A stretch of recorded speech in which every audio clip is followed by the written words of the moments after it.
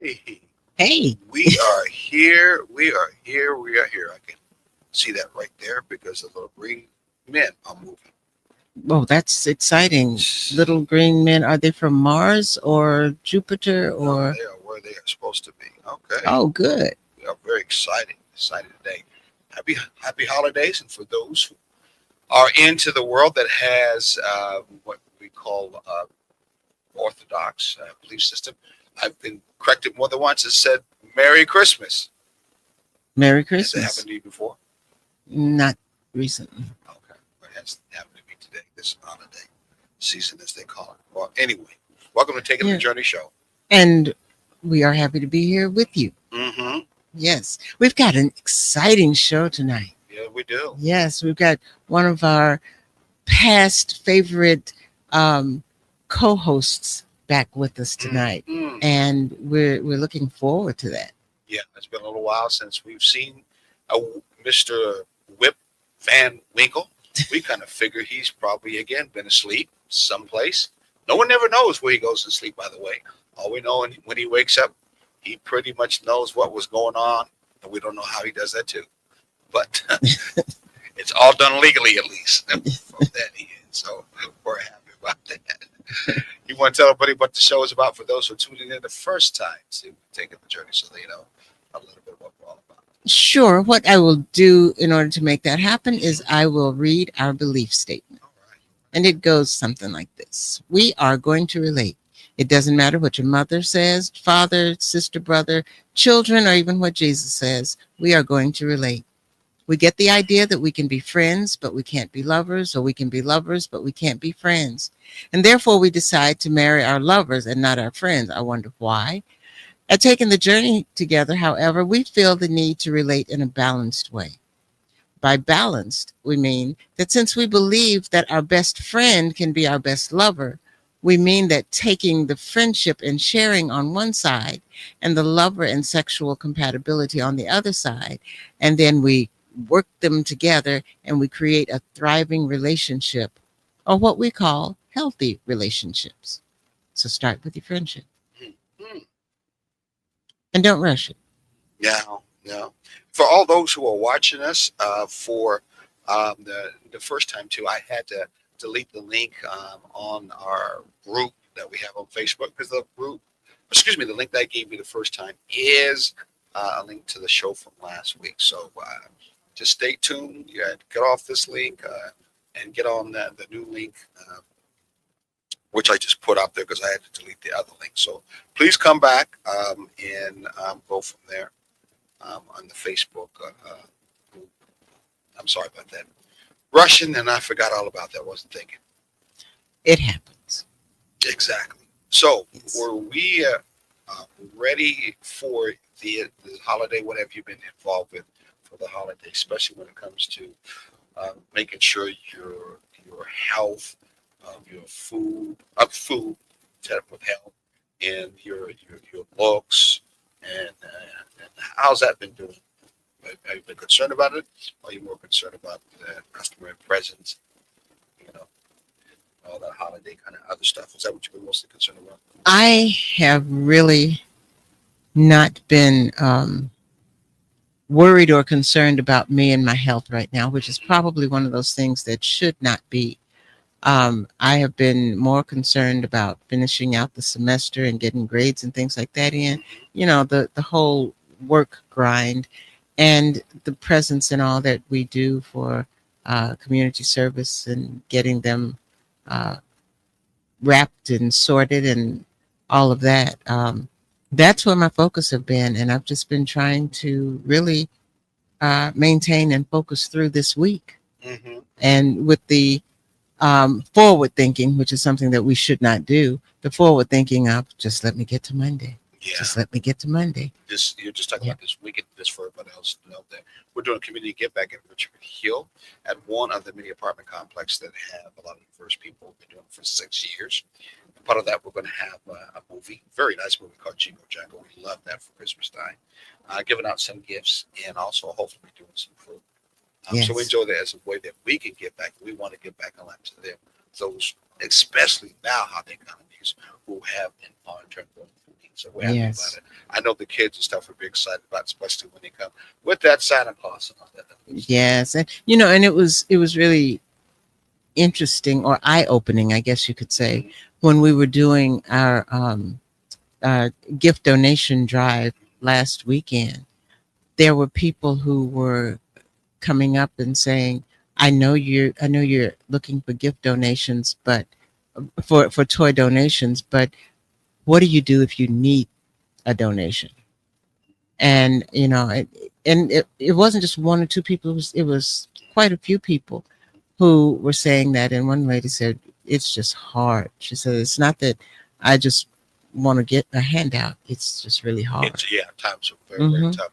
Hey, and on that note, we have someone in the background who has been through tough times, but has helped a lot of people through tough times. Us included. Even personally, for me, a very, very tough time that I had to face in my life, where I almost passed from this lifetime to what some people would say where we really exist at. Meaning I've almost lost my life. And this man that we're going to have on as our guest host, as you said before, we're very happy about. And we got a special event today because of he's on the show. So instead of an hour that we usually do, we have now an hour and a half. So we want you to be with us as long as we do this and get a chance to hopefully get some good inspirational knowledge and information and gifts for you for this holiday. Yes. When it comes to relationships itself. I'm going to go and introduce before do that. Give our topic. Wow, we just did come to think of it. So we're just going to bring him on. We're just going to bring him on right now. Hey, there he is. Hello. Hello, how are y'all two doing? Good to see y'all. You as well. Good to see you too, my friend. Very good. You saying some good stuff, man, but I can't take credit for a lot of that good work you and your wife did, man. Oh, okay.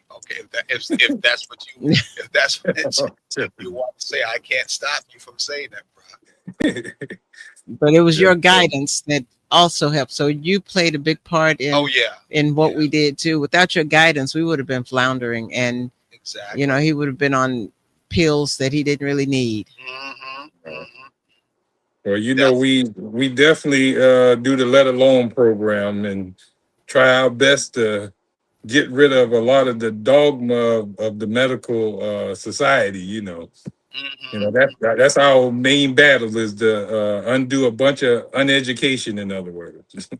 Exactly. I know. I'm trying to get why I only have. I don't know what's going on with the screen because I don't have you there, but I have me mostly there. There we go. Yeah, maybe that's what you're going to have to do because I don't know what happened. And all of a sudden when I put him on there. You are on the wrong choice. No, that's the only choice you got. Let me try this one. Oh, let's try that one. I hate that choice. Look at that. That's your more. Yeah, I guess we'll do that. There we go. How's that?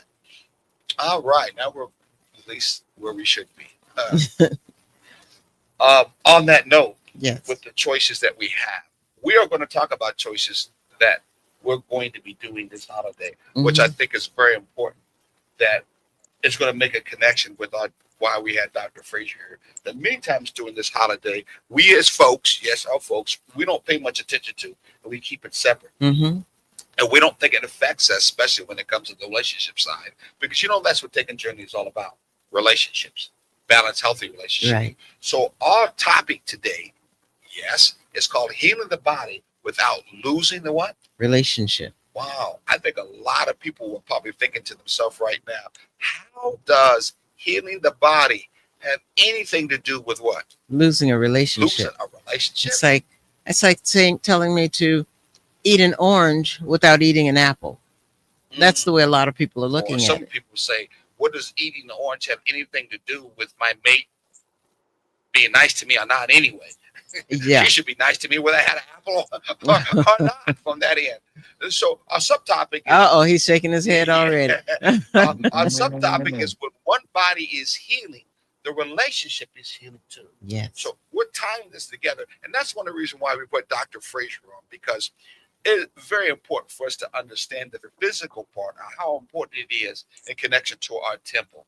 It Yes, is. And exactly. him and I had so many good conversations when I was much better in bed and out of bed, when we had these kind of conversations of how important your body is in Mhm. connection to who you are as an emotional being, as Yes. who you are as an intellectual being, and who you are as a spiritual being too. Mhm. Wow.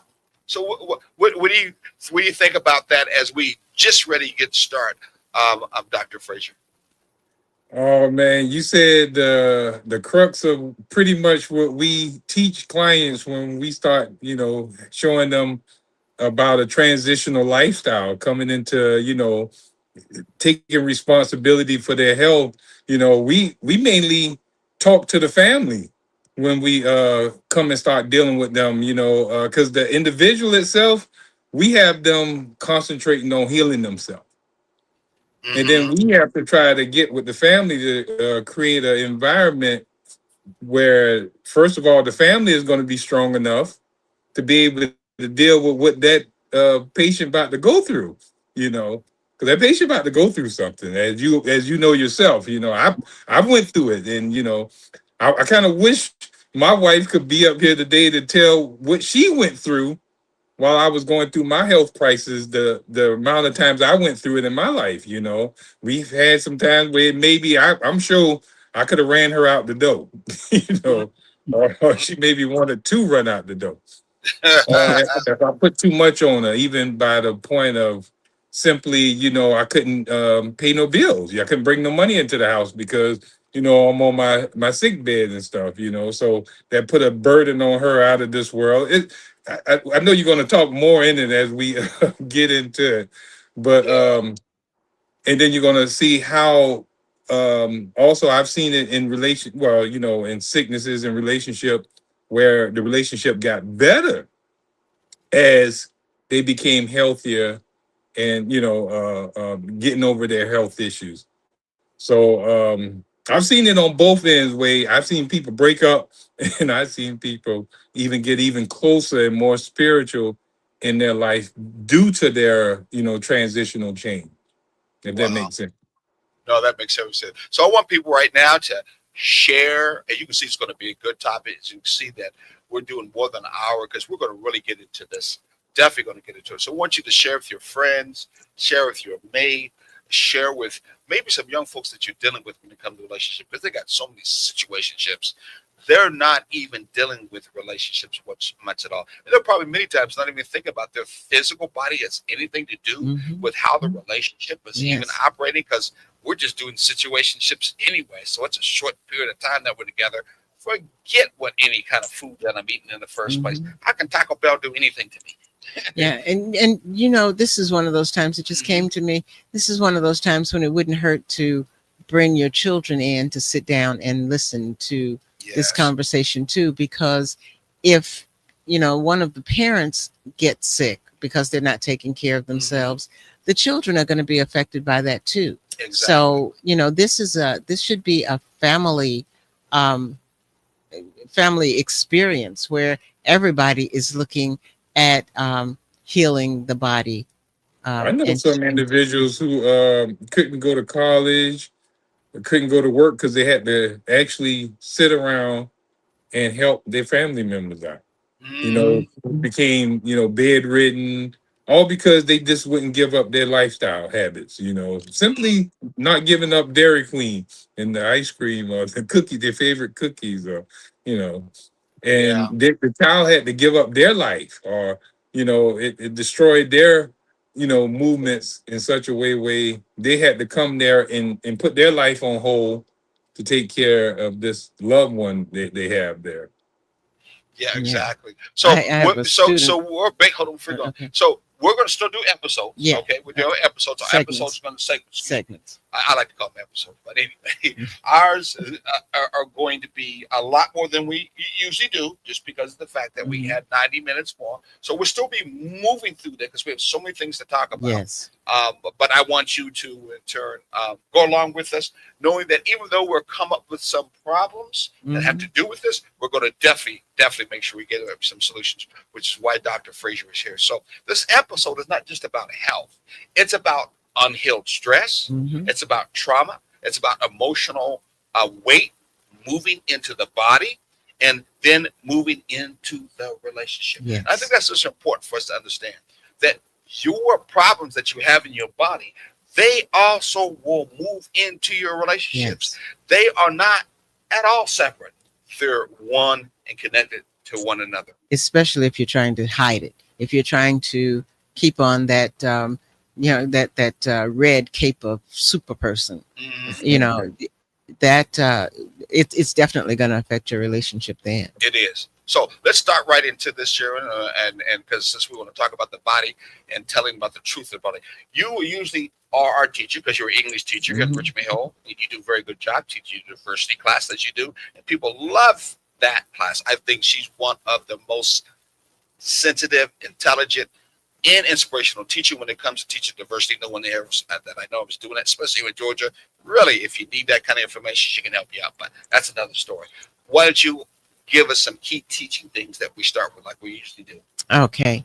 We're going to start with this reality. Mm-hmm. In Black households, especially, we're taught to push through the pain, Mm-hmm. normalize exhaustion, Mm-hmm. spiritualize suffering, and call survival strength.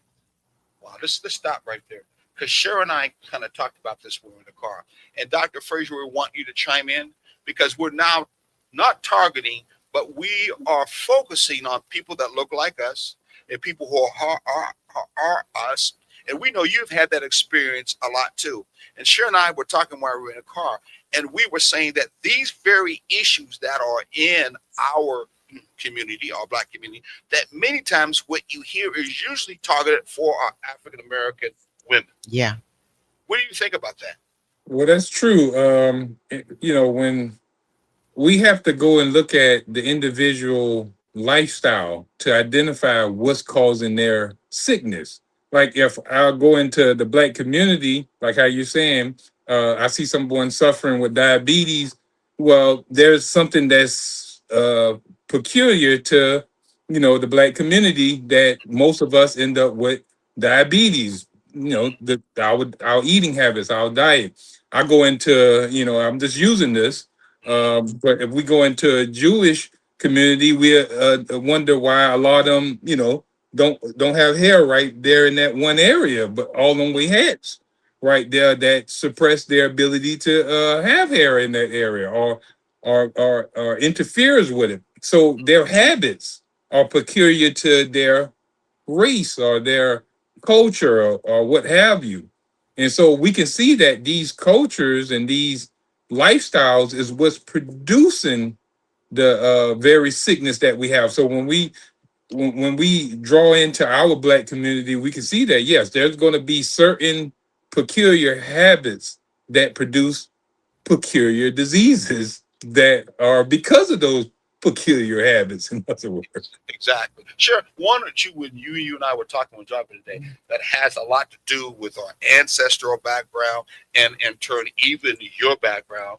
And that is usually, sadly, stereotypically said about Black women in this stress area that happens that we usually hear about. Why don't you give us some Yeah. example, like the push through the pain thing?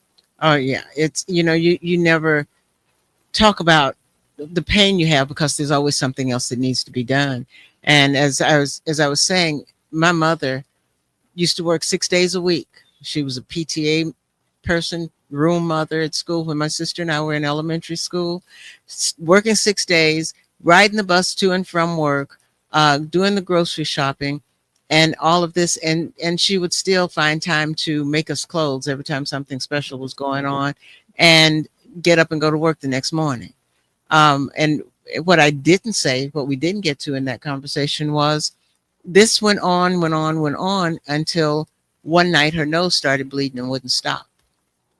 and she found herself in, well, we ended up in the emergency room, and she found out she had high blood pressure, stroke level high blood pressure. Wow. So, but she was pushing through Push it through. the pain, the headaches, all of that. And we see so many times on all kinds of shows. I'm not even talking about starting for Tyler Perry. We're talking about before that. Roots, Mrs. Jane Pittman. We find and see all kinds of shows that say, Black women, you are strong, so work all day long, from the fields to the end of night. You never stop, because it's your job to be strong and stay enslaved in that way. And we sadly think that when it comes to a Black woman, she should always push to the pain. And we normalize that exhaustion as being, that's just because you're a strong person. That's how you were built by God, and that's just how it goes. And we call that survival strength. What do you think about that, brother Frazier? I'm sorry. Those are dogmatic statements, you know what I'm saying, that usually come from the television, like you said, relatives, friends, physicians. They're usually there to cheer up or to try to, they don't have nothing better to say. So they're trying to say something to try to, really it's for them. They're telling you, be strong, or you can make it through it and stuff like that. They're really afraid and scared, what I noticed in those situations. But they don't know no better. They're just going by what the doctor say or anything like that. And then they don't know the conditions for health. Had they know that, what we know now in natural hygiene, they wouldn't make statements like that. You know what I mean? So go ahead, brother. Go ahead, brother. I'm sorry. I didn't mean to no, you're good. But had they know, how health really is, we wouldn't be making these, statements of just push on through it, or you can make it through that. No, there's some changes that need to be made in our environment if we want to eradicate the diabetes, if we want to eradicate the obesity, if we want to get rid of these ADHD issues in our family, if we want to get rid of all these other diseases that's plaguing our community, where we're catching the sickness every year, and these new plagues coming back up, even with the medical coming out with all these different drugs and serum poisoning. I don't know if we can say that word up here anymore, because you remember they stopped us from saying the V word one time, it was blocking us off stuff. But we'll say serum poisoning, injecting ourselves like Nubians, you know what I'm saying? The so-called prevent ourselves from being sick, but not changing our bad habits. Exactly. So Yeah. We see that, as Sarah and I were talking about, there's a historical context that goes all the way back to enslavement in this country. We weren't slaves, we were enslaved, where it was put on us in our Black women who were out in the fields working day into late at night. And that work was not easy. It was exhausting. It was putting tax big time on our bodies. And the food that was left over was not healthy them. And so it was told that, hey, you need to be out there because you are strong, you're enslaved or slave by us. So therefore, it is good to go. That's what your lot of life is. Some people say even God said that's how it should be with you Black folks anyway. And we talked about how we sometimes suffer under the guise that if I don't work hard, if I don't push myself to the end, then I'm lazy. Yeah. They told me I can't rest. Can I say something? Because I see what you're saying too now. And I think that at that time, we were doing what was necessary from our awareness at that age and time. It did take them to be strong enough to be able to go out in the field and be able to eat, this toxic food, because that's all they had, you know what I'm saying? So it was more or less of a, they were doing what necessary to get us to where we are now. Now we don't have to, do those things. We don't have to eat hog maw and chitlins and stuff like that. There is food that is available to us that we can eat healthy now. We can go into the same gyms and work out. We can drink clean water. We have the ability and knowledge to do what's healthy now. We're not succumb to that lifestyle of we just having to survive. We can thrive now. We don't have to survive anymore. Exactly. I love that, Dr. Frazier, because you're getting the crux that has to do with the cup is half empty, meaning this is what it is. And of course, taking the journey, as you know, when I talk to you, it's always about the cup. It's also what? Half full. Half full Exactly. means before enslavement, we didn't work that way like that. No, We didn't not at all. stuff like that. No. It was enslavement that was in turn put upon us when we came to this cups. Let's put it this easily. We were doing things alive before that, building kings, building Right. queens, building doing as being Building aqueducts. being ingenious agricultural people, which is why they got us in the first place. So what I'm trying to say, to slow down instead of being so excited about it, brother man, that the body, we didn't know the body keeps score. The Yes. body kept score. Sometime even then or even now, the body was going to catch up and say, this was not good for you. Mm-hmm. You worked too hard.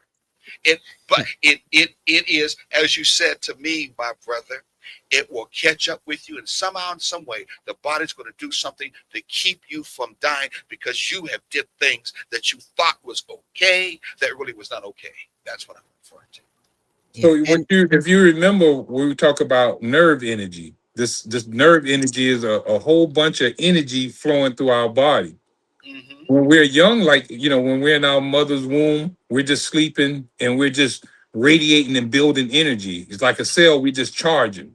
As we go to sleep, those 18 hours of the day, when we're just a little baby in the crib, we're like on a charger and we're just absorbing energy and getting full of energy for our future years.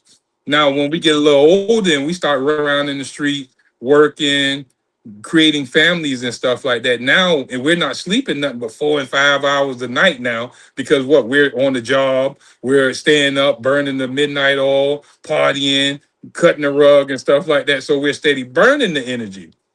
Yes, it's going to catch up to us because we don't have the vitality no more. That energy I'm talking about is vitality. Mm-hmm. So when that vitality is depleted, that's when we start seeing issues in our body. And like you said, those people who were enslaved at the time, is not only affecting them, and those people who were orchestrating this, they knew this as well because they studied this stuff, So they knew that not only was they breaking us down, because if you look at Pottinger's cats, scientists been understanding the breeding situation. If I feed a certain cat, the mother cat a certain way, and keep them poisoned, the next generation is going to be a little more under their health. They're going to start off with a weaker gene. And then if I keep on, breeding them with weaker and weaker and keep poisoning them, feeding them the wrong stuff, they're going to eventually come to a point where they're going to not even be having babies anymore. They're going to have natural abortion. All right. And that's what we're seeing now. We look at our ancestors, they were having what? 13. I know my grandmama had like 16, 17 kids. You know what I'm saying? But now, we having it way the average. Some of these people I'm running into, it's hard for them to get pregnant. I have some of them coming to me. We had to clean their body just for them to even be able to try to even get pregnant to have kids now. For me, Dr. Burns, I got to bring it real quick. We used to think in our days that was a white woman's problem. Did we not? We did. Did we not? Yes. And number wise, because I worked in the hospital, it was. But as you just got through saying, the body has took count in his conduct because of the processed foods, the stress in life, and the body has took count. How did you actually think that the body that was given to you as a spirit by the creator, him or herself, whatever you want to say, thought that the presentation of being able to express or create life in this world should be based off the toxins and poisons, and then you would have the luxury of being able to have that life? No. Especially when you're pretending that there are no toxins and poisons, that everything is the best way it should be. You're selling yourself a bill of goods and you're expecting everything to be all right. Think about this. When okay, let's say a woman get pregnant right now today, within about a couple of days, she's going to be having what you call morning sickness, throwing up. She's going to be having headaches and different stuff. Now, a lot of people would think that that's just something that's happening, but really, the body is initiating a crisis to clean itself because it's now about to become a manufacturing plant. It's about to be incubating a baby and forming and building a new human being, you know. So it have to clean up first before. It's just like if you go in the kitchen and you about to prepare Thanksgiving dinner, you're not going to go in a dirty kitchen and go in there and start cleaning, you know, start fixing food. You're going to what? Go in there and clean, scrub, get everything clean before you go in there and start, you know, preparing dinner. Well, the body does the same thing. Before it start building a new human in these females, it's going to do house cleaning first. And then if the materials they got, the baby is going to be built out of what the mother body is. It got to pull vitamins and minerals from her bones and, you know, her hair and the blood and stuff like that. So if she's not made of much, because like you said, she's eating processed food, she's drinking soda, she's smoking alcohol and all this other stuff, then there is nothing to build the baby out of. So the baby is going to take what she do have, and that's why she's going to be looking wretched and rough during the pregnancies and having all these chronic diseases and all type of stuff. Wow, wow. I think about how in our, at least our cultural background, especially from Africa, we looked at the ankhs as being a representation of the womb, and how the first particular doctor, I forgot the name, I am still the practicing doctor, and we still have a lot of hypocrites written anyway. Yes. The body in that womb was looked upon as being sacred. It was worshipped because that female being had the ability to actually create life, Yes. at least in this world, at least in this dimension. But now, who really cares? And Really shame. and the mother to be was expected to rest. Yes. And rest was something that was placed as a priority. It was not, you know, business as usual all the time. It was So that meant that working hard as enslaved in a hot field and popping the baby out really was not a natural thing for you to do, and think that that's something you should hold high and say, oh, wow, look at the numbers that I'm getting by popping those babies out. No, as you got to say, Dr. Fraser, those who were doing the breeding were glad that you were able to do that, so I can have my next particular load of those chitlins, if you may want to call them, so they can get back out the field and work for me and make money. No, Yeah. no, we gotta stop. So we're now into the area. I've got to move things on because I know it's going to be a long one today. We'll probably have to do this twice. I could another part two, no doubt about it. We're talking about some of the things that we do wrong as Black folks. So we're already talking about one. We ignore symptoms until the body forces attention. We say, I'm good when we're depleted. We expect our partners to understand without explanations. We treat illness as a personal weakness. We say many times, what? Hide the pain to remain what? useful and strong. Man, how much have you, Dr. Fraser, out there see people from the country and other parts of the world, especially in our Black community? How many times have you seen that as being a strong hysterical background, especially that thing, I hide the pain to remain useful, or say, hey, especially as men say, hey, don't even worry about it. I'll be all naked. I'm not going to show I got any problems. Well, to be honest with you, if you was to go in my file cabinet, you would see mostly I have only women more than as I probably got like 80% of women that I've dealt with over the last 15 years in, you know, showing them how to heal themselves, to the ratio of 20% men. Usually I get men when they were on their deathbed or you know, or it was something like, you know, the doctor doesn't say, oh, there's nothing else we can do, you know, your issue is incurable. But the women, I get them soon as they toenail break or something. They'll start coming to try to say, hey, I just don't feel right, or, you know, there's something wrong. But the man, you know, we tend to have it where we like, we can't show that signs of weakness because, you know, that's what we've been taught, you know, to show signs of weakness, meaning that we fail.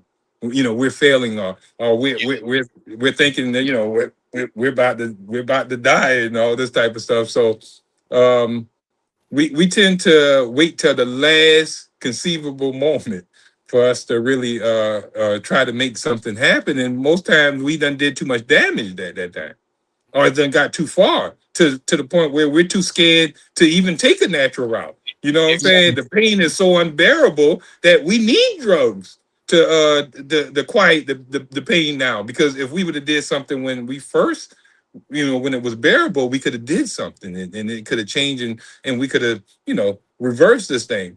But now it's at a point where, the pain is and the pain is there because it's telling us now we can't put it off no more. That's why when the pain was subtle, it was giving you chance. Hey, we need to do something about this. Hey, the lungs ain't right now, or the kidneys ain't doing good now. Let's examine the colon. So the body been warning you every pain, every acute disease, or what have you. But then it get to a point where you kept ignoring it, or you kept saying, I don't want to deal with that right now, by taking some pain pill, palliating it, suppressing it, or something. You kept saying, I don't got time for this right now. I got to go to work. I got to pay bills. I got to do this. I got to do that.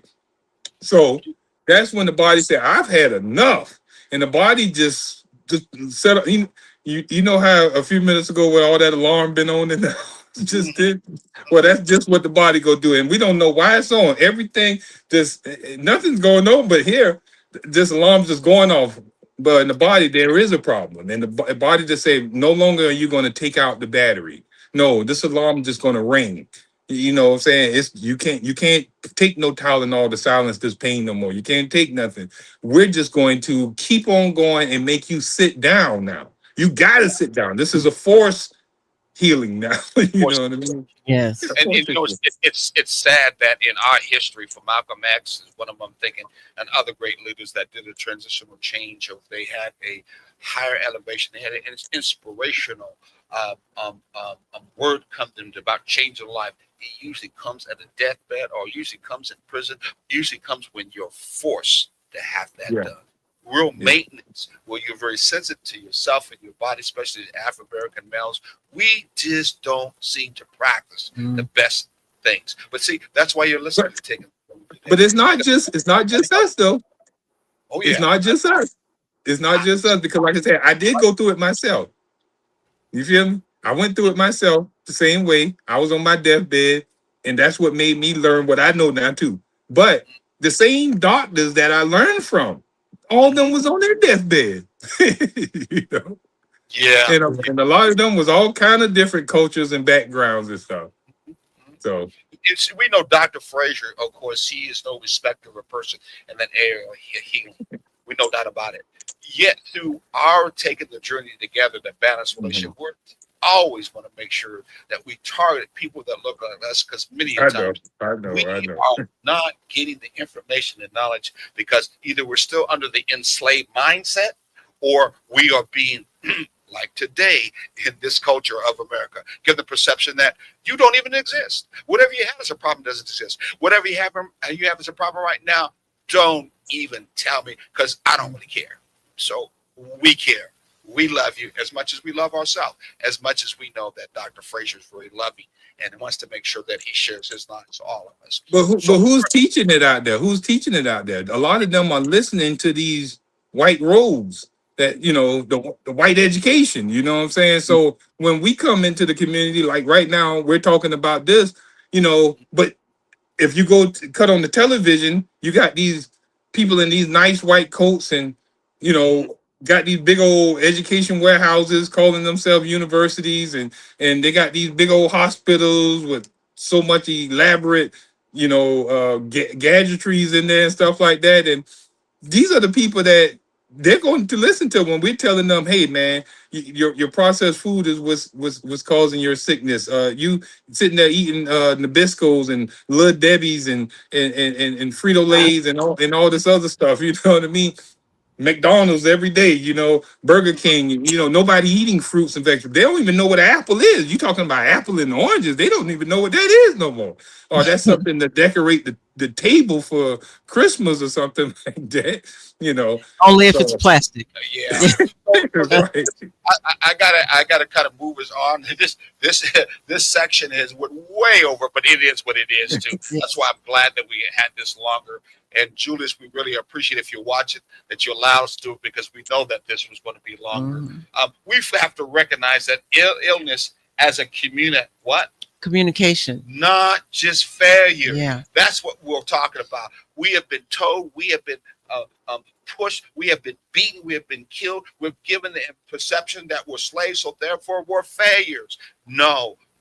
Illness is about communicating. The body trying to tell you you're not a failure. Something's going on. You need to check this. You need to understand. Your temple is important for you to be able to take care of while you're here, so you can express yourself. That's definitely one thing that, brother, Dr. Frazier, you really helped me with that, because we talked a lot about how that in turn is something that we have to realize as people. I'm glad that you still exist. I'm glad you're still here to be able to present that and pass that knowledge to other people, to let them know that your body, your health, if you take care of it, says you're not a failure. Right. You are meant to be here to express yourself and connect. Well, one of the things, you cannot see yourself as a failure if you listen to what your body is saying to you, because if you listen to what your body is saying to you, you will heal. And that healing is success.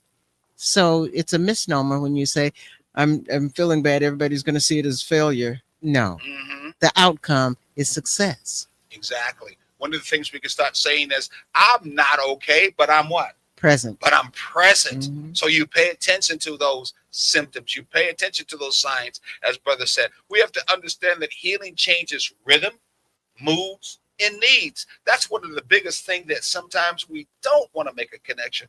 That healing will change that. Yes. And those things. Yes. Our mood could be because we're having a diabetic problem at that time.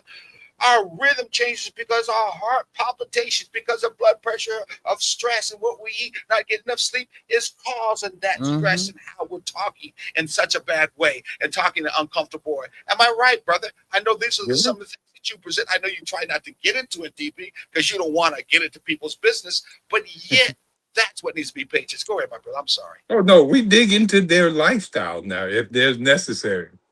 But Jennings, he coined this term called orthopathy. You know, the medical doctors are heteropathic doctors. We are considered orthopathic doctors. And ortho just means right, upright, rightful in the right direction. So the body, like how she said, the body is always moving in the right direction, in other words. Like, you don't have to think that you're a failure, like how you're saying. There is no such thing as failure. If you cough, your body start breaking down. If you only knew that disease is a friend, not a foe, that cough is necessary to keep you going a little further. Because had you not coughed, whatever that is inside you will stay there, and that will kill you. That will make you fail. If you didn't have that diarrhea, if you didn't have that stuff coming out of your skin, if you didn't have this eruption, this crisis of elimination coming out of you, then that is right action. What your body doing? If your body is going through a sickness or a disease, that is your body saying, "Hey, I want to give you more life. Let this come out. Let this do this." That's the body saying, "Hey, I'm here to heal you." Yeah. You know. So yes. So accept that rest. Yeah, I'm speaking to myself, by the way. I was getting ready to Well, then why don't you read it? accept that rest is productive. Rest is productive. I am trying to get up to Dr. Rest. What did I call him? Rip Van Winkle. I'm trying to get there. You see, he's got more hair on his face we saw before, because he's probably just came out of a whole week than that. You know, I go to sleep. I shut down. Ask Julia. Julia's tell you. Julia will tell you when I shut down, I shut down.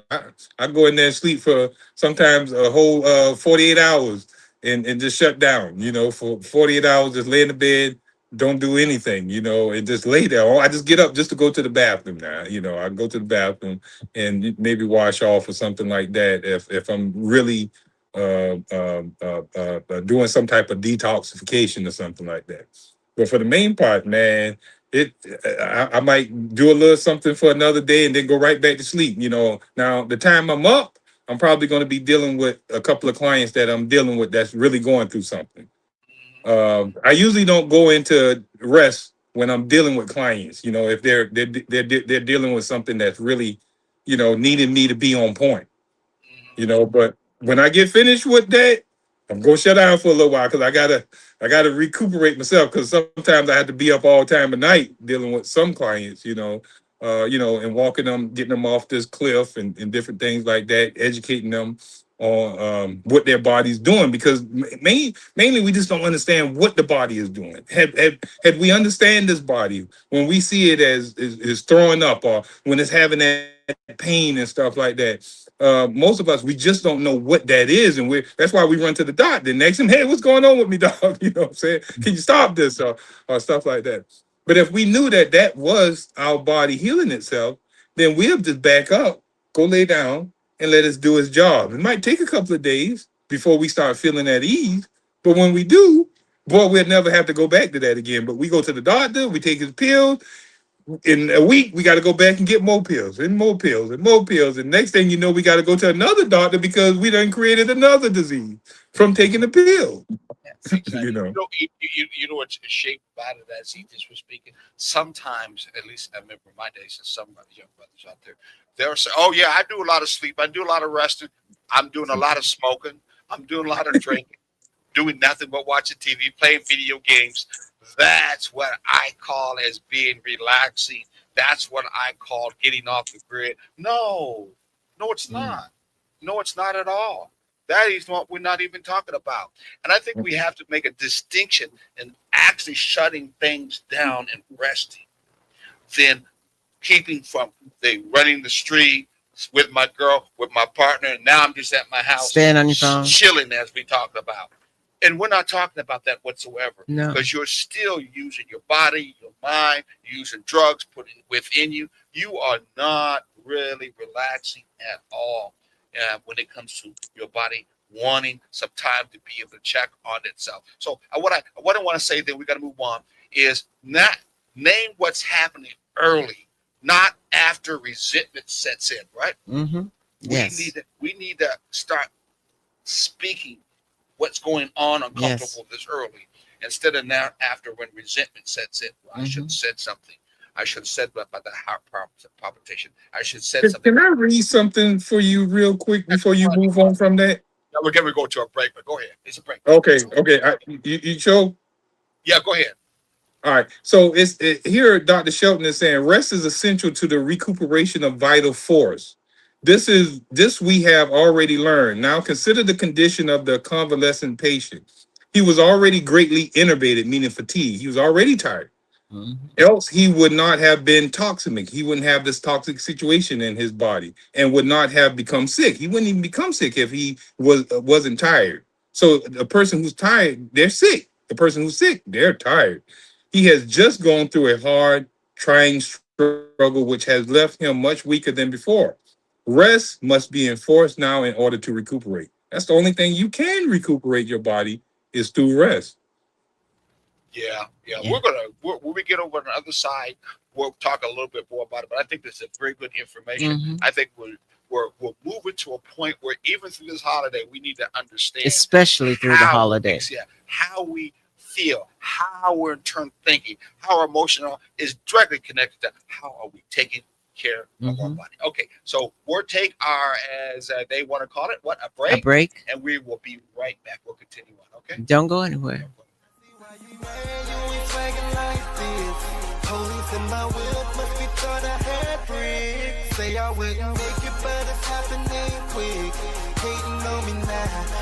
Hello world, we're here serving Savannah, Atlanta, Jacksonville, Brooklyn, Houston, Philadelphia, Los Angeles, and the world. The best music all the time. The greatest songs ever made, every time. Tune in to Hot 2100 Savannah and get a taste for your ears. Hot 2100 Savannah, serving Savannah and the world.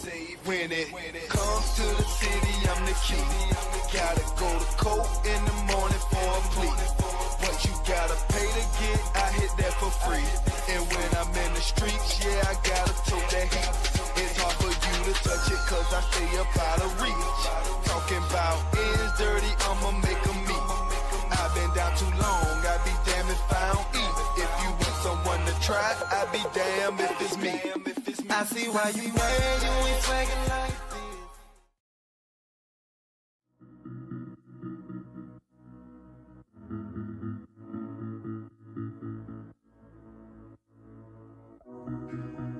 this. Savannah, are you looking for some of the best Southern soul food?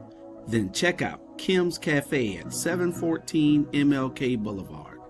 The food is so good, you'll think that your mother cooked it. Located in the heart of Savannah, Kim's has a menu that includes breakfast anytime, lunch when you need it, and dinner so you won't have to cook when you get home.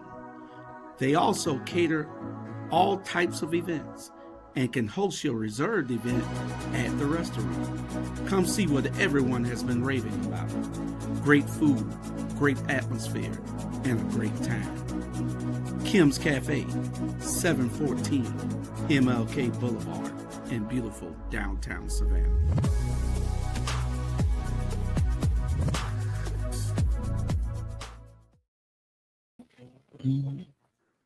Okay, wow, we were back. And by the way, when I was looking at that food, I was thinking to myself, been a while since I've been to Kim's, but some of that food might be affecting my body, affecting my emotion, affecting my our relationships too. Yeah, Yeah. absolutely. And as you used to say to me, Dr. Frazier, once a month, maybe twice a month, and then even at that, at moderation. But you can't make this a habit with the kind of food you put in. You just can't. Well, like you said, man destroys his morale and shortens his life by being too free in the gratification of sensual desires. You know what I mean? See, like how we were talking back then, it was a necessary that they do certain stuff. But think about it. They were out in the fields working. Now we're eating and we're going sitting on the couch playing the video games, like you're saying. You know what I'm saying? They're out in the sunlight. We up under these artificial lights. So and we're wondering why we're getting even sicker. You know what I mean? So, and they lived longer then too. You see what I'm saying? Because they didn't have that kind of stress and stuff we was talking about, and then out in the field it helped to burn that kind of energy. Not the best way to burn it off, but so now I know you know that they also had shorter lifespans then than it does now, just because of the kind of work that they also did too on that body, the stress of the body. Now, some of them probably did, depending on some of the people, depending on where they worked at, what they did could have put more stress on their body or what they've been exposed to. That just like, those people who are working at maybe Union Camp, they're going to suffer certain problems like colonial oil, being around all that gas, they could suffer certain problems. To a person who, work outside and just pick up a little trash might outlive the rest of them because of the chemical exposure of their job. It depends. Yeah. So I get that as well. Yeah, I understand that. Definitely understand that. It's how not only how complex, but just how sensitive that we should be looking at ourselves as our body and how we exist in our world. I mean, we really need to take ourselves more serious. Yeah. I'm sure we're going to move on to our next section. We're kind of way behind, but that's all right. What are we talking about now? What's our the next one is how stress and trauma show up in the body. Go ahead, teach us a little bit. Okay. Stress doesn't just live in the mind. It settles in the gut, the joints, the heart, the nervous system, the immune response. Through all that, unspoken grief becomes inflammation. Unresolved anger becomes high blood pressure.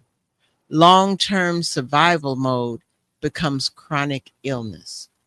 How many times, Dr. Frazier, because as you talked about, you sometimes will look at their story and then from their story connect to what has actually happened to them right now physically. How many times have you in turn heard their story and had to let them know because of the story, this is the reason why you have this inflammation. This is the reason why you have this high blood pressure. This is the reason why you're having this chronic illness because of what you're doing or what you're not doing or what else is happening in your life? I would say probably about 75% of all the clients that I've ever run into, we had to work on a mental or some type of stress in their life before we could even. I don't care if they was eating fruits and vegetables or fasting. If as long as the stress was there, there can be no healing. You know, no healing could take place. But once we dealt with the stress, because it was first in their mind, they thought they were sick in their mind anyhow. Like I got one young lady that was calling me today, and she was telling me about her blood pressure was 200 over like 140 or something like that. But before that, it was only like 140 over like 90. But she kept saying, "Oh, I know I'm going to have this. I know I'm going to do this," and she, like said, about to have a child and stuff like that. So I had to tell her, "You're creating your high blood pressure. You're creating it right now." You know, by believing that you have this, the stress of what you're about to go through, because in your mind you thinking, you know, if you know a little bit about her life and how her family is going to react to her being pregnant and different stuff like that, and a lot of the stuff that she went through, your pressure will go up. You know what I mean? So I had to show her that this is going to go up long as you're holding these thought patterns until you release these thought patterns, let go of the past, and just live in the now. You know, enjoy, already start preparing a beautiful future for you and your soon to be new child coming into the world. You'll start seeing a difference in your health. But just like she was saying that, you know, a lot of that stress that you're building up is weakening your immune system. I know a lot of people who you know, who've come to me, their immune system were weak. I mean, their stomachs would not digest food, their kidneys would not do no filtration, their heart was suffering, not beating properly, they had issues with bowel action, all because they were going through stressful situations. They was Mm-hmm. either going through port, because you know, most times it's not, most of the clients that I had, it's not that I'm just showing them, hey, y'all need to eat fruit. Some people I had to get them a job. Some people I have to help them find a car. Some people I need to find them, you know what I'm saying? Because that's what relieved their stress, and then their sickness disappeared. Mm-hmm. Well, I love You got that. it. Yeah. You got it where the stock market, when the stock market had crashed one time, everybody that was in there who lost a bunch of money, all of them developed diabetes. They had a bunch of sugar being in their body because they was in a fight or flight response. It put them in an adrenaline rush, in stress mode, in other words. So their body was breaking down, and their immune system was stopped. Mm-hmm. You know, that's what they give you to weaken your immune system, is stress hormones. They give you stress hormones, like, say, for example, if you get a liver transplant, and you know your body, if you put that liver inside your body, the body is going to attack that liver. So they Mm-hmm. give you something called stress hormones to suppress your immune system from attacking that liver. So stress hormones stop immune activity. So when you're under stress, your body releases stress hormone. It also what? Weakens immune activity. That's why a lot of people get sick and start suffering when they're stressed. You know. Yeah, yeah. I do know. Even when you speak, that I can hear other people say, including before with me. I have never thought about how stress connects to food.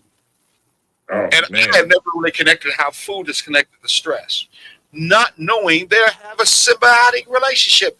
As you said, I Yeah. may do a lot of sugar to feel good because of the fact I'm feeling stressed. Never Mhm. thinking that the only reason why you're putting that sugar in that's going to cause your body to be unbalanced is because of the fact of the stress that's going around. Or the other way around. I'm feeling stressed, so therefore I'm going to start doing more of this food. Maybe the stress could be, that barbecue smells good. I think I'm going to have a barbecue every night Yeah. because that barbecue smells good. Because it smells good, my stress is I got to have it every Mhm. night.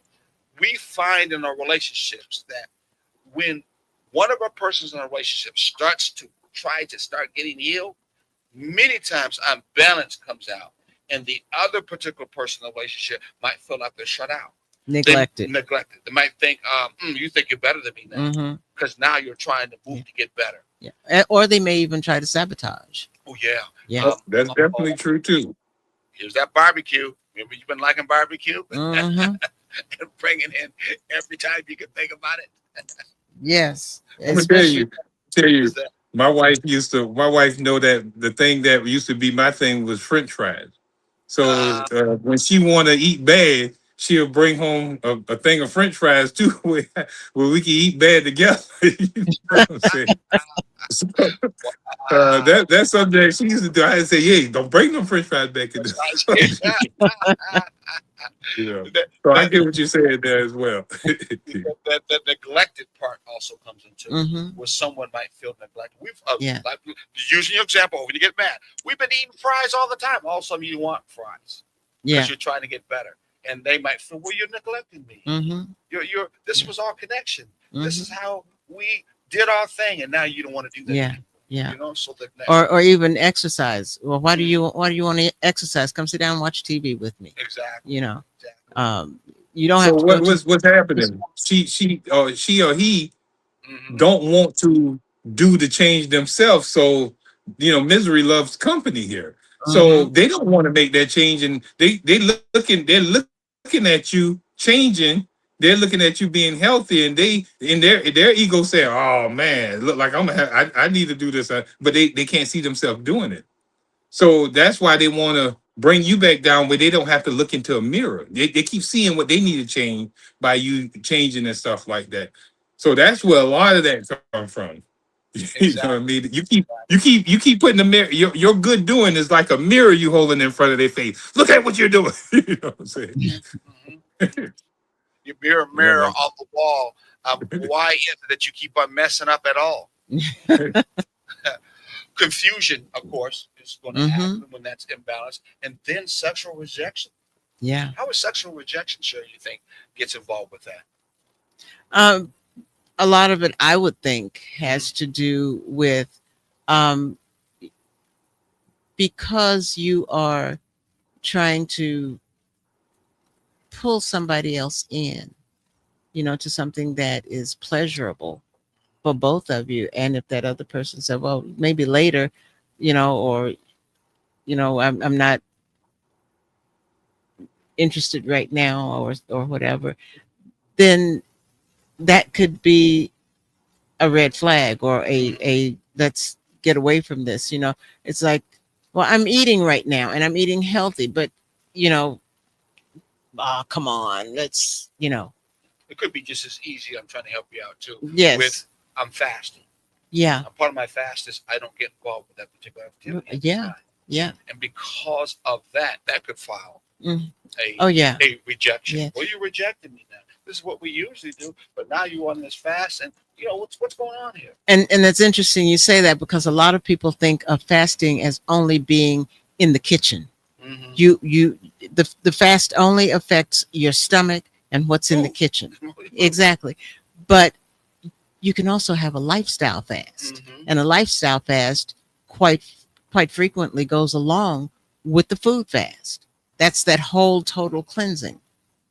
Or am I talking Well, out of for the Christians, it does talk about a woman don't supposed to hold herself back from the husband unless she is consecrating herself to God, which is the fast or stuff like that.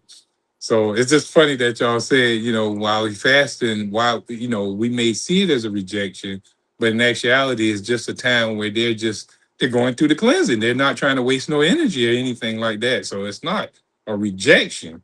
And then a lot of times, I'm just going to be honest here too. I know a lot because I've helped with counseling a lot of couples, and sexual issues come up in these relationships a lot. That'd be one.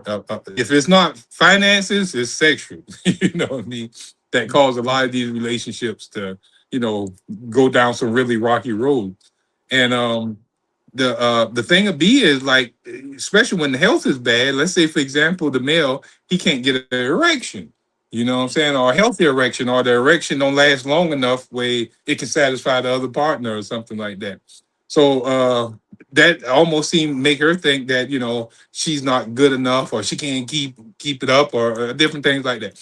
But also, it could be the other way around too, you know, where the wife, or you know, the female is having problems with, you know, getting lubricated, so it causes her pain, or she end up with some type of inflammation in her lining that's causing her discomfort, so she don't even want to have sex, or she's her monthly is bleeding unstopped for the whole month, you know what I'm saying, and she just don't want to tell you, like how you said, we want to tell about our sicknesses and stuff like that. So it's a lot of stuff we have to unveil to really, you know, create a lot of health in these sexual problems, or in the you know, because they're just not talking about it. If they sit down and talk about what's really going on, instead of just leaving it up to, I just don't want to do it tonight, or you know what I'm saying, or something like that.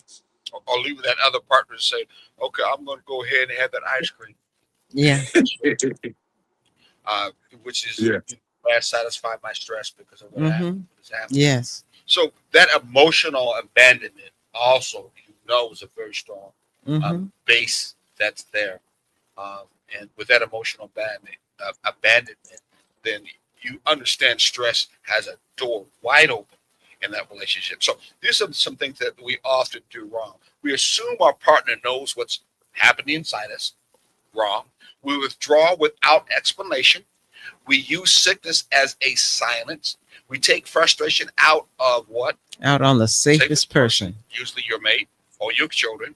You share ourselves. Shame. Excuse me. What was that? I'm sorry. Go ahead. Shame ourselves for slowing down. You know, that's where oh gosh, I must be so lazy. You know, things like that come in. That's shaming yourself for. When you should be resting. I'm Yeah. not resting because of the fact that Matza told me I should be working until the day up in the morning. And at this point in your life, massa is you. You have got Right, that right. locked into your mind, and you are telling yourself I that you got to be a shouldn't. successful person in America.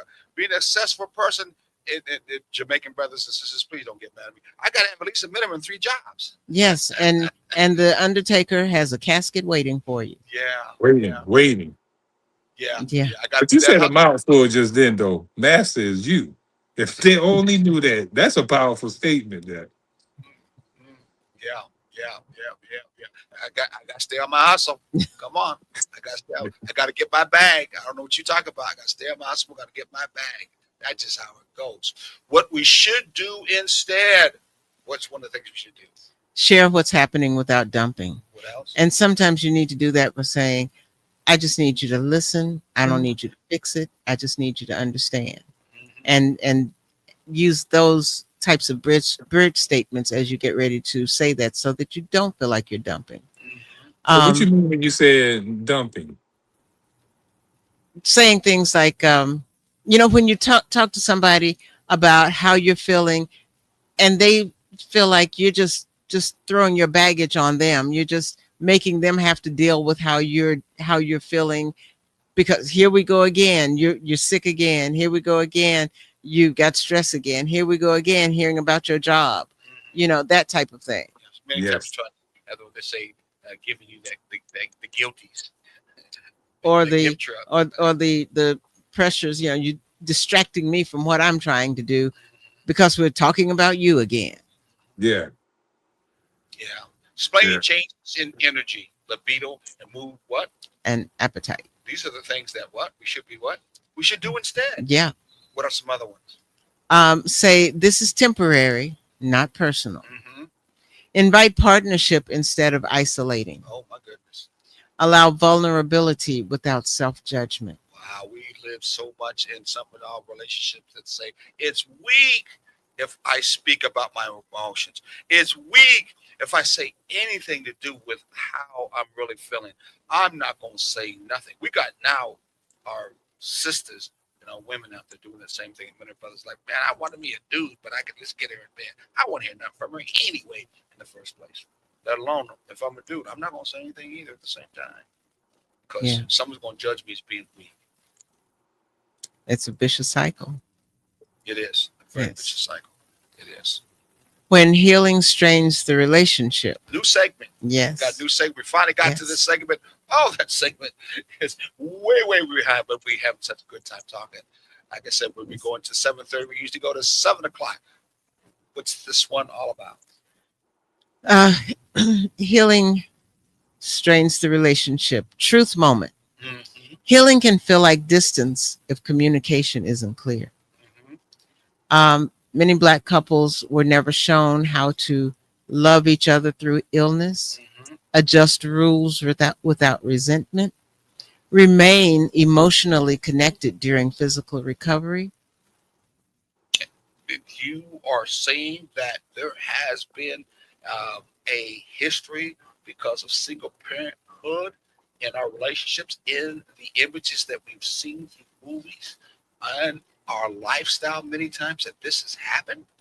I do say that, and I also think that sometimes it's not learned through single parenting, but I think it's also learned when both parents are there, because you see one parent caring for the other begrudgingly, and you see that animosity that's there, and you see that they're doing things and working with them and helping them out of obligation instead of love, instead of desire for them to be better. Said, I have to. Yes. That has to be just like a job. It's something that really I put in my papers for. Exactly. Or even ignoring the fact that they are in distress. And it doesn't have to be major things. It can be, a migraine, for example. I've got a serious migraine. Well, if I can't get out of the bed because I have this horrible migraine, the kids still need to eat. Somebody's got to cook for them. They still need to be dressed to get to school. Somebody's got to do that. A migraine, depending on how much stress you're going through to get that migraine, it may last a couple of days. I guess there's another mate I should be saying to get up anyway. I don't care if you get that migraine. Those kids got to be fed. Get in there in that kitchen. Yeah. What's going to happen for dinner tonight? We've seen it on some really deep levels as well, where like have extreme obesity, and the mate could not get out of bed. Period. No time. They couldn't even wash themselves. Where the other individual had to even wash them, feed them, go in and take care of the whole house. Pay the bills and everything. Everything fell on the other individual, and not only just in obesity, and issues where severe cancer came in, or some other crippling situation where they became really handicapped or something like that, and they had to come in and they had to restructure their life to now become a caretaker, or they had to put it on somebody else to come in there and do it. The ones who got money, they don't have to shut their life down. But if they don't have no money, then either they gotta let that person suffer and die, or they have to modify their life and come in. They gotta cut back on their going out. They gotta cut back on their spending, because now their money gotta go towards paying all the bills, and they can't go out on the weekends no more. Even if y'all was going out on the weekends together, that stopped. So they're not getting no out time no more. They're not getting the romantic time anymore. So it's a lot of. So when these people get sick, not only is the doctor need to see the sick person, I believe that the individual who's the caretaker, the significant other, also need to see a doctor. It don't have to be a physical, a doctor, with health, but something with helping with the mindset and how to deal with. Like, there should be a whole a field of study to help with the victims of people who are becoming sick, or in these convalescent states, or these chronic disease states, where they can help them how to navigate better, to even just help out in the relationship themselves. I guess that's something y'all gonna be doing. Well, one thing is for sure, as we stay still, within the framework of our topic. This is one of the effects on that relationship when you're not taking care of your health. Yeah. This is one of them. It And many is. of us, we wouldn't even think about that.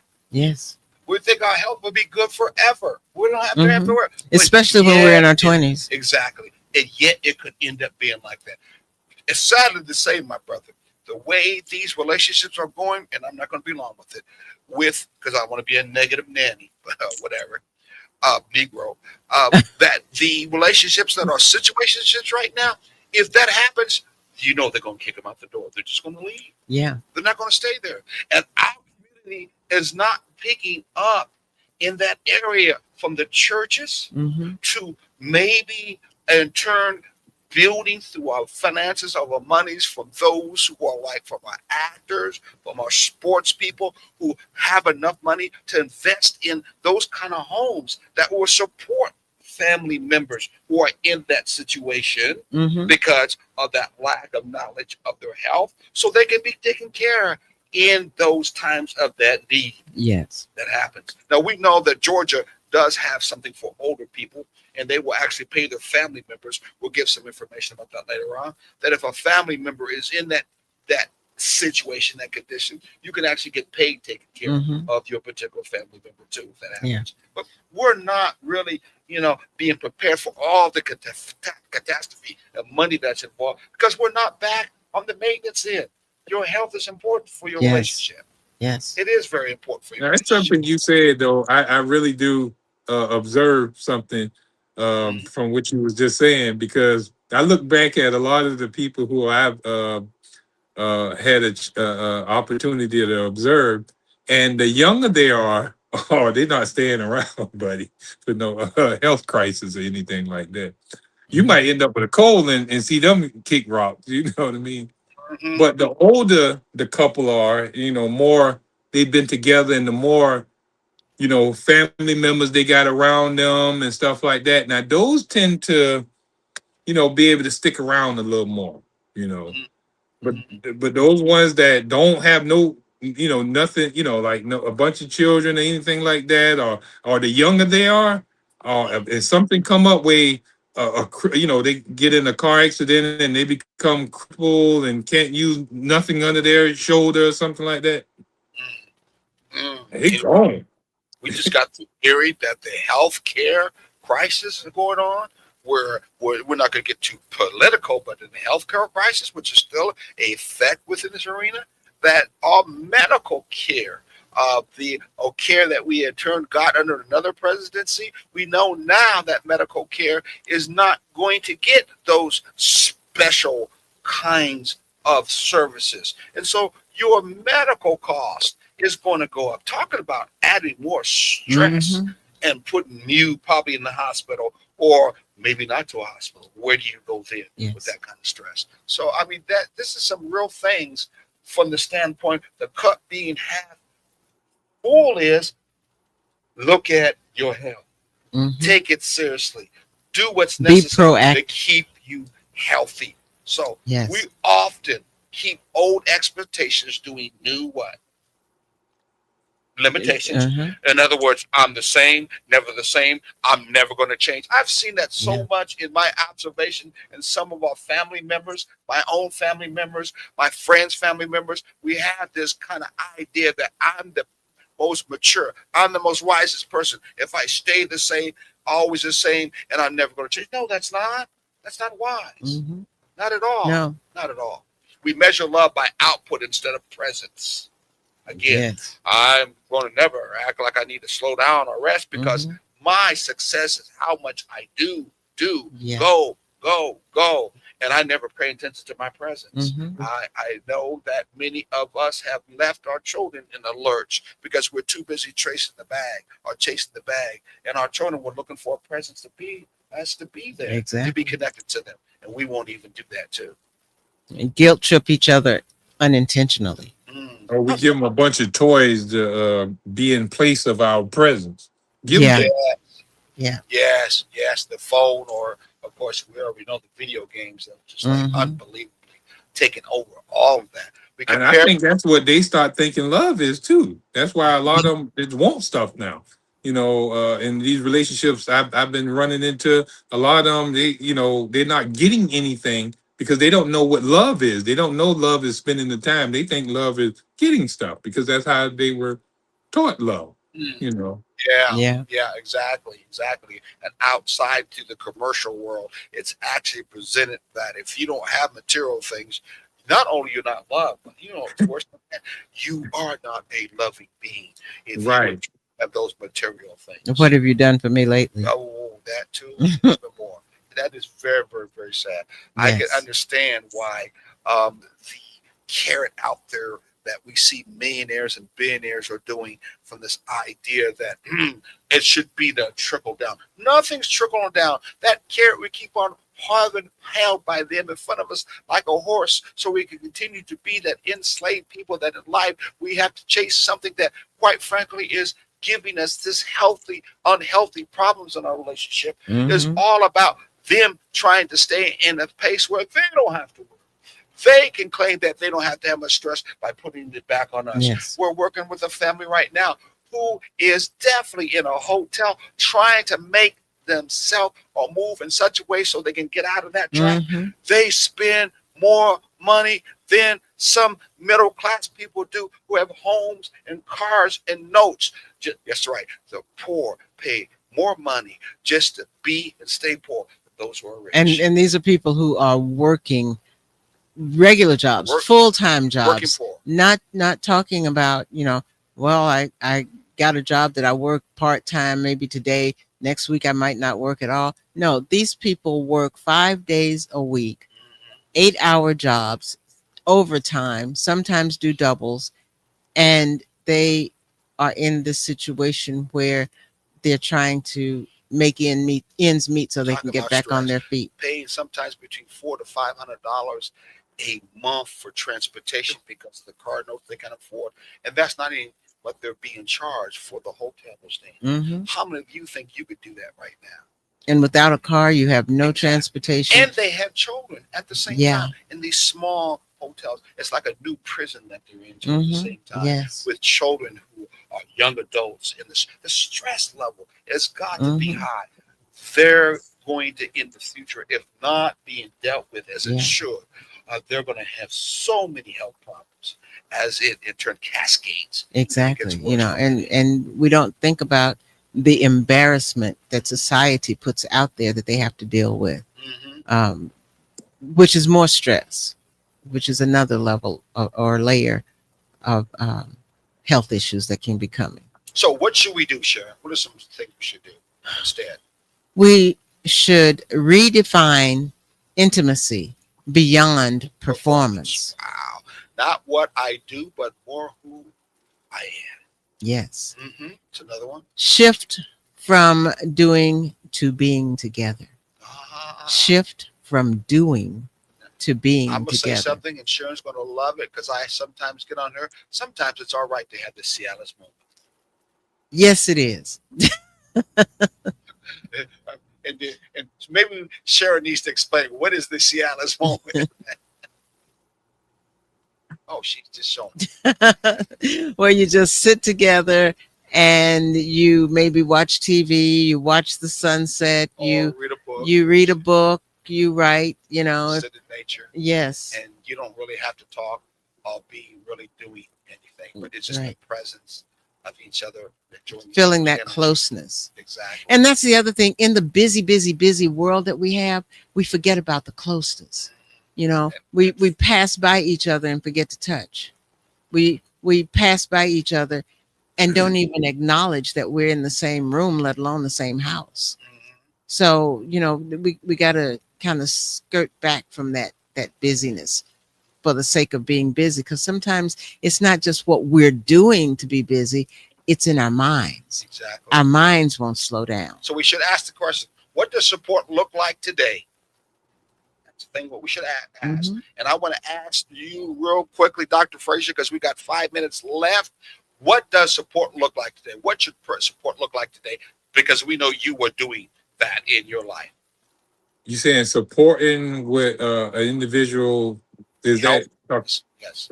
those who are suffering like in my own house, or are you talking about just supporting others on their journey towards health? You go wherever you want to go, my brother. Well, just before I get started on that, I'll tell you what support looked like. All right. First of all, allowing them to be them, whatever they got going on. That's the number one thing.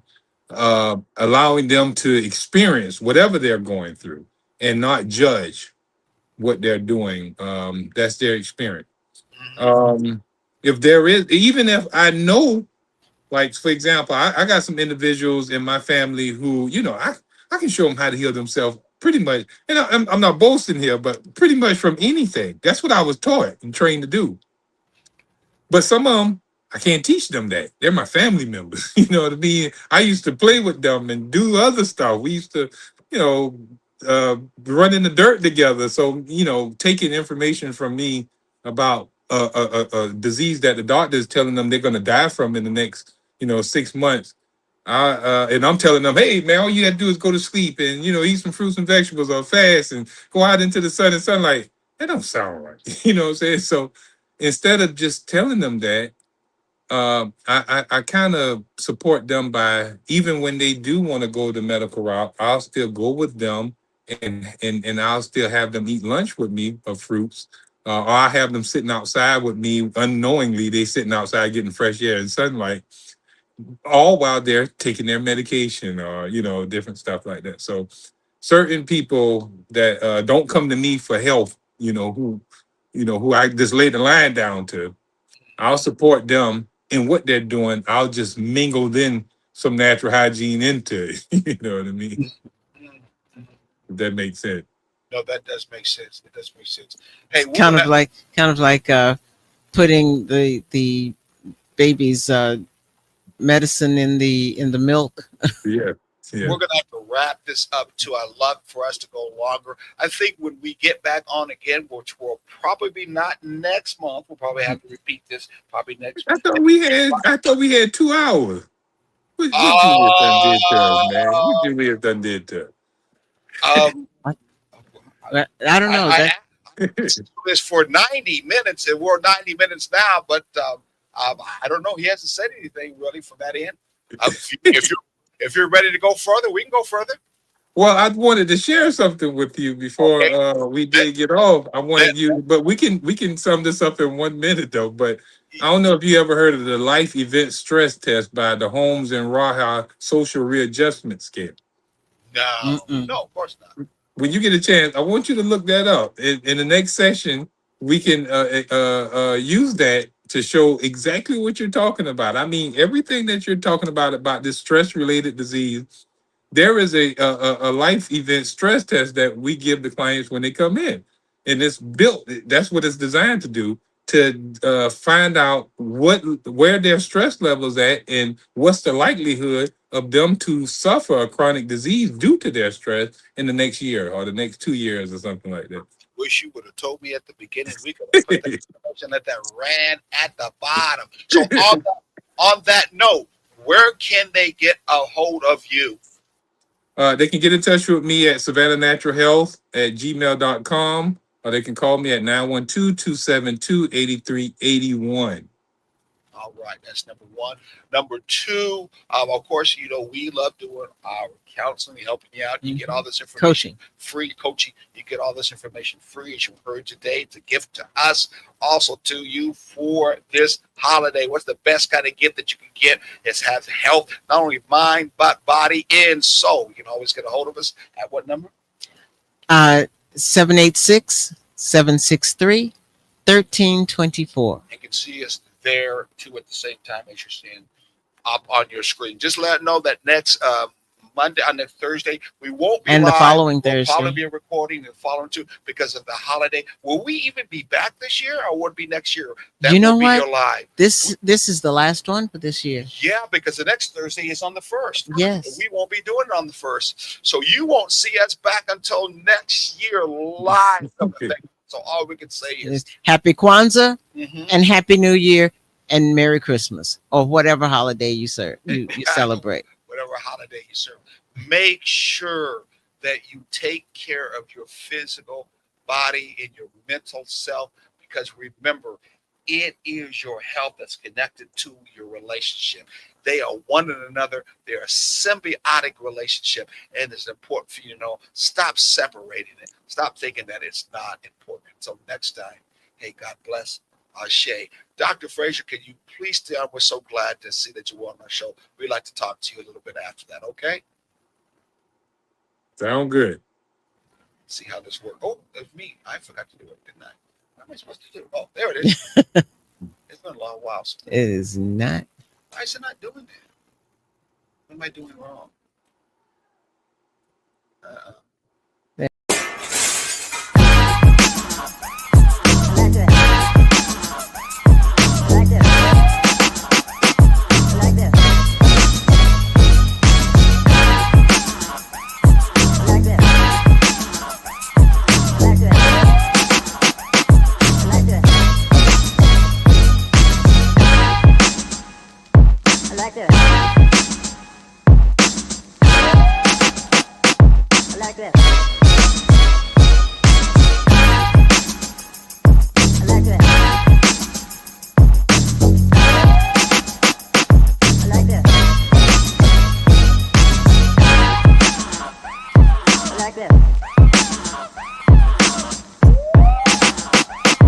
Like that.